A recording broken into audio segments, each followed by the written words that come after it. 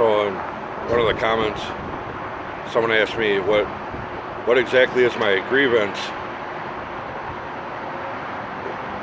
I guess kind of to best describe that, I guess, if you go to the playlist on where the videos are, click on playlist, and you go to the one that's got like 20 videos in it. I think it says Dakota County sex offender Jeffrey Watney.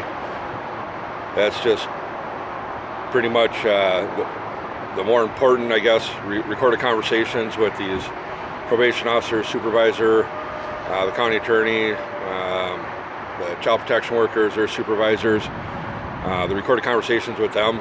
I think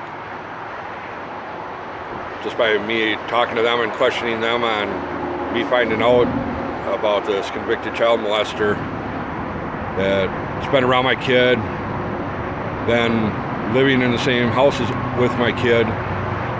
Yeah, it's my kid's stepdad now. I was never informed about it. I was never contacted. No knowledge of it whatsoever. Guy that's on probation for 25 years for molesting his own daughter for over a year. At the age of 4, his own daughter spoke up about it, and she was at an age where she was making gestures and saying things about what was happening to her and what her dad was doing to her and how it made her feel. And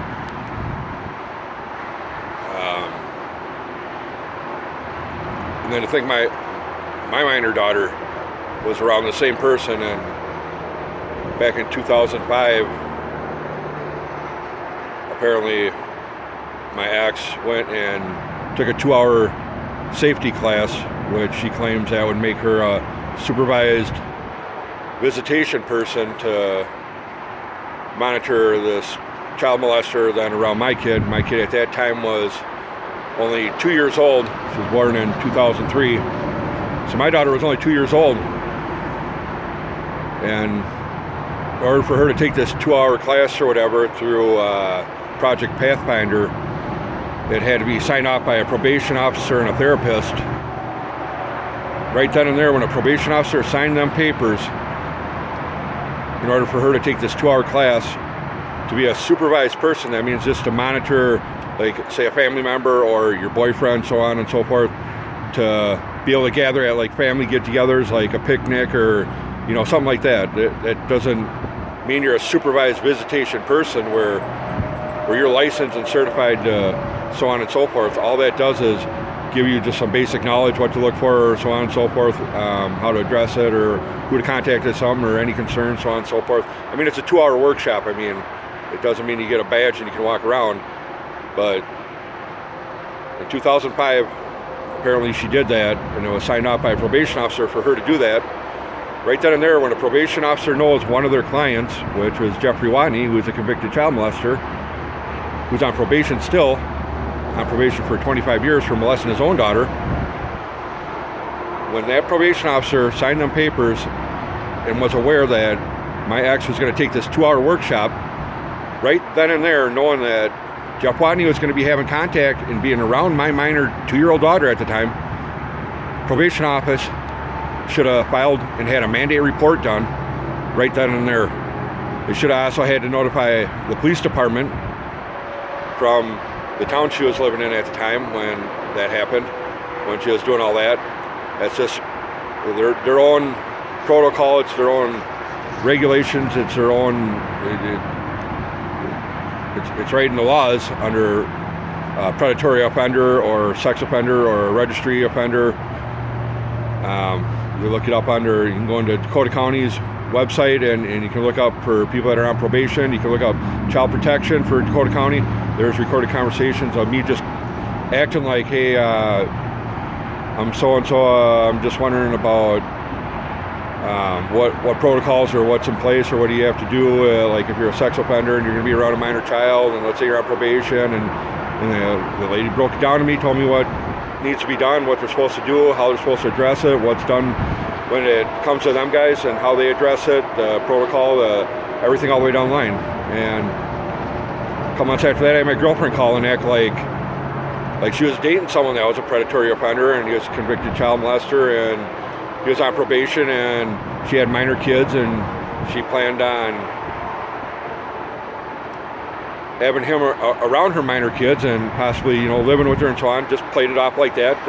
Same scenario, played it out and asked them exactly what they do, what's the protocol, what should be done.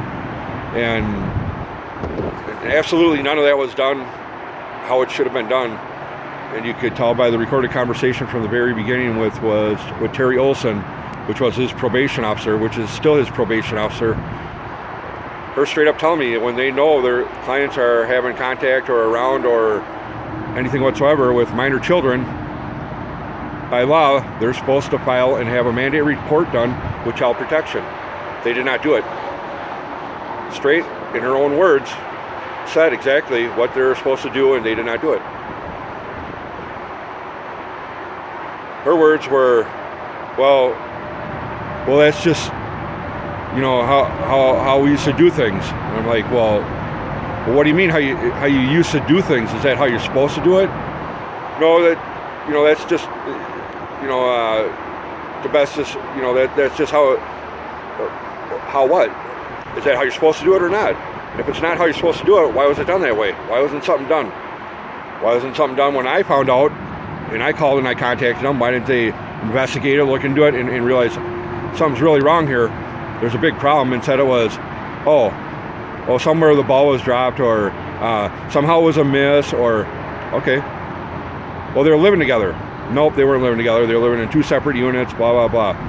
They had separate entrances, separate, and I proved them in pictures and videos. I said, you're lying. You're lying. Not only that, someone I knew who was renting and living there at the time. They were renting the bottom part off of this so-called duplex, which was not a duplex because there was one door that you walk in and you can go downstairs or you can go upstairs. There was two shared doors. I said, okay, well, there's pictures and videos of him around my kid. And you say, well, two separate areas. One's his, one's hers. Okay, why is there pictures and videos that I can show you with him with my kid in his area? Probation officer says, no, that would never been approved. That would never been allowed. He's not supposed to be around your kid or with your kid unless, he's not supposed to be there or around or whatever if your kid's there or any presence of your kid, period, like not supposed to be around her at all, which is true because all in his court orders say no contact, no contact, no contact.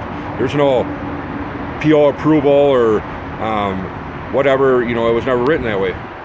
No contact means no contact. He only had supervised visitation with his own kids, which had to be set up with the mother and with the therapist and child protection or whatever. No other kids, period, bottom line. How are they going to let him and my ex buy a place together, live together, and the probation officer, 100% fact, knew they were, went there, knew they were living together, and even told them straight out, you guys are not supposed to be living together, you know that.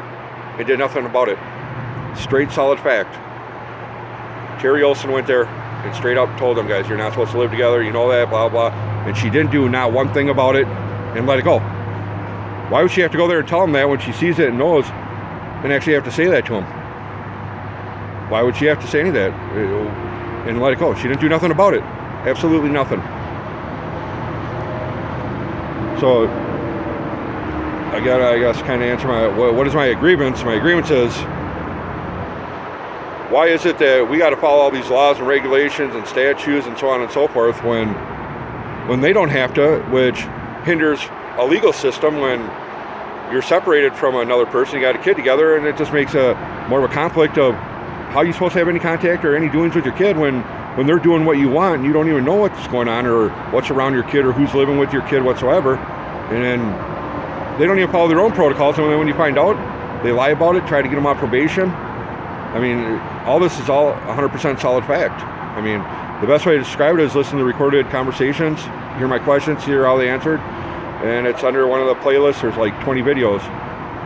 I guess that kind of best describes most of it. Thanks.